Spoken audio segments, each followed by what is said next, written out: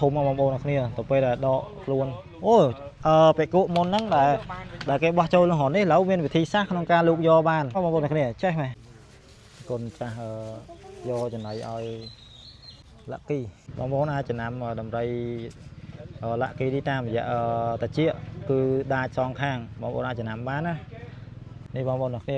គឺជាទស្សនវិជ្ជាដំរីលាក់គីដែលជាដំរីកំសត់មួយដូចបងប្អូនដឹងថាថ្មីនេះគឺបែកបាក់ជាមួយមក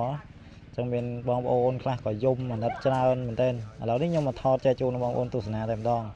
ដែលខ្ញុំថតនេះគឺជាពេលវេលាមួយដែលបែកបាក់ពីម្ចាស់បានប្រហែលជា2-3ថ្ងៃបងប្អូនហើយក៏ខ្ញុំមកថតចែកជូនបងប្អូនមើលទៅបោះអត់ដល់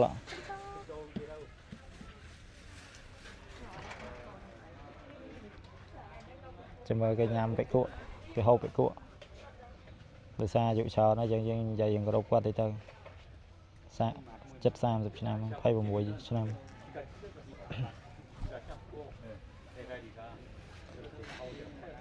បច្ចុប្បន្ននេះខ្ញុំមើលទៅរៀងស្ងោស្ងាត់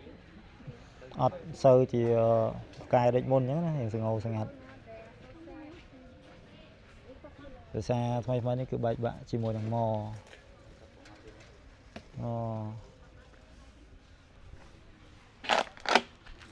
ញ៉ាំទាំងទឹកមុខក្រៀមក្រំទឹកមុខបងប្អូនមើលទឹកមុខទឹកភ្នែកនេះហូរឡើងជោគប្រម៉ោយហូរឡើងជោគចិត្តភ្នែក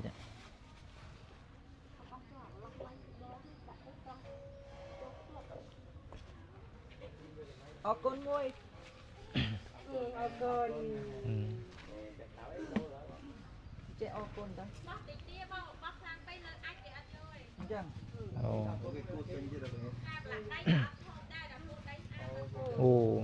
បោះលើលិមួកវាក៏អត់ហូបបោះលើដីមួយមុំអត់ហូបទេចេះកលាស់ចេះជូត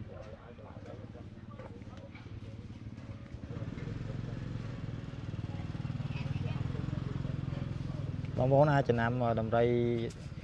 លាក់គីនេះតាមរយៈតាជាគឺដាច់សងខាងបងប្អូនអាចចំណាំបានណាអាចចំណាំបានហើយកំសត់ងាយងើលាក់គីអរគុណចេះបងប្អូននេះបានបងប្អូនដែលអាណិតស្រឡាញ់មកលេងមួយណារៀងផ្លិចប្រឡប់ទុកខ្លះធំមកបងប្អូនគ្នាទៅពេលដែលដកខ្លួនពេលគក់មុនហ្នឹង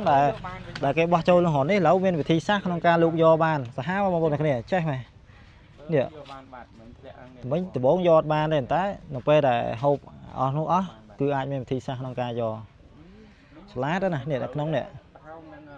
ចេះដល់កនេះគេតម្លើងខ្លួនគេខ្ពស់គេជន់លើនោះហើយយកប្រម៉ោយបូមយកឡើងហ្មងខ្យល់ខ្លាំងណាប្រម៉ោយហ្នឹងបងប្អូនបូមទឹកក៏បានបូមវត្ថុអីក៏បានដែរបឺតឡើងហ្មងហើយខ្លាំងទៀតកម្លាំងខ្លាំងមែនទែន